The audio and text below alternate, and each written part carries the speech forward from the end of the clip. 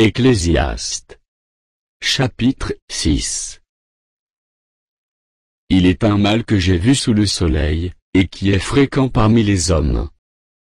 Il y a tel homme à qui Dieu a donné des richesses, des biens et de la gloire, et qui ne manque pour son âme de rien de ce qu'il désire, mais que Dieu ne laisse pas maître d'en jouir, car c'est un étranger qui en jouira.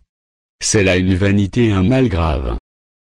Quand un homme aurait 100 fils, vivrait un grand nombre d'années, et que les jours de ces années se multiplieraient, si son âme ne s'est point rassasiée de bonheur, et si de plus il n'a point de sépulture, je dis qu'un avorton est plus heureux que lui.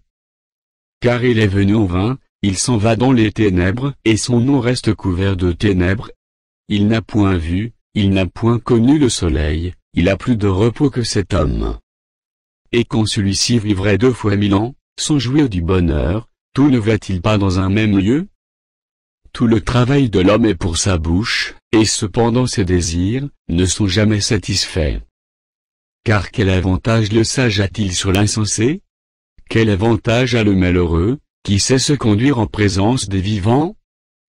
Ce que les yeux voient est préférable à l'agitation des désirs, c'est encore là une vanité et la poursuite du vent. Ce qui existe a déjà été appelé par son nom, et l'on sait que celui qui est homme, ne peut contester avec un plus fort que lui. S'il y a beaucoup de choses, il y a beaucoup de vanité, quel avantage en revient-il à l'homme? Car qui sait ce qui est bon pour l'homme dans la vie, pendant le nombre des jours de sa vie de vanité, qu'il passe comme une ombre? Et qui peut dire à l'homme ce qui sera, après lui sous le soleil?